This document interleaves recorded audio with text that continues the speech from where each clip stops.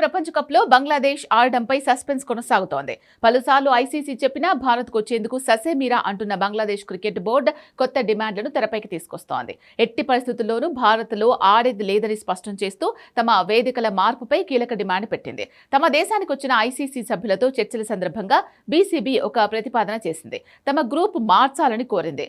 Ireland స్థానంలో తమకు చోటు ఇవ్వాలని డిమాండ్ చేసింది. అప్పుడు తమ మ్యాచ్లన్నింటికీ శ్రీలంకే వేదికగా ఉంటుందని, ఎటువంటి ఇబ్బందులు ఉండవని చెబుతోంది. ముందుగా విడుదల చేసిన స్కెడ్యూల్ ప్రకారం ఐర్లాండ్ గ్రూప్ బిలో చోటు దక్కించుకుంది. ఆ గ్రూప్లో ఒమన్, జింబాబ్వే, శ్రీలంక, ఆస్ట్రేలియా జట్లు ఉండగా ఐర్లాండ్ మ్యాచ్లన్నీ కూడా శ్రీలంకలోనే జరగనున్నాయి. దీంతో భారత్తో ఎటువంటి సమస్యలు లేని ఐర్లాండ్ను గ్రూప్ మార్చాలని బీసీబీ కోరుతోంది. ఐర్లాండ్ ముంబై, కోల్కతాలో ఆడేందుకు ఎటువంటి ఇబ్బందులు ఉండవని వ్యాఖ్యానించింది.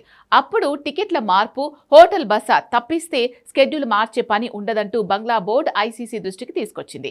దీనిపై ఐసీసీ ఇంకా స్పందించలేదు. ప్రస్తుతం బంగ్లా టూర్లోనే ఉన్న ఐసీసీ ప్రతినిధుల బృందం బంగ్లా బోర్డును ఒప్పించే ప్రయత్నంలో ఉన్నారు. అయినప్పటికీ బీసీబీ ఎక్కడా బెట్టు వేయడం లేదు. బంగ్లాలో హిందువుల హత్యకు నిరసనగా ఐపీఎల్ నుంచి ముస్తఫిజుర్ రెహమాన్ను తప్పించడంతో ఈ వివాదం మొదలైంది. దీనిని సీరియస్ గా తీసుకున్న బీసీబీ ప్రతీకార చర్యలకు దిగింది. బంగ్లాలో ఐపీఎల్ ప్రసారాలు నిలిపివేసింది.